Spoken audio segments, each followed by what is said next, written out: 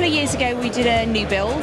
We saw Wunda Underfloor at one of these shows actually, and really liked the team that we spoke to, and liked the product, and we wanted to have all the ground floor using underfloor heating, and then the bathrooms on the upper floors. It's a lovely constant heat. You can walk in at any time of the year and the temperature just feels right. It's a nicer heat. It's fabulous to come in and just be able to lie on the floor and it be lovely and warm. Their service up front when they supplied was excellent.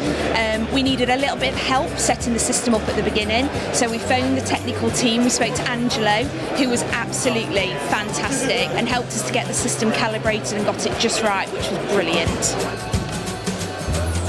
You can renovate your house and then put it in, or you can put it on a new build, you can put it in, and you can have it on any floor, in any room. Better than radiators, because the radiators the heat has to go up the wall, and the floor heating is everywhere. Yeah. Really responsive, it stayed warm. If we needed to crank the heating up a little bit, we could do that. Oh, it was fantastic. Yeah. Absolutely fantastic. Would never go back. Yeah, would never go back.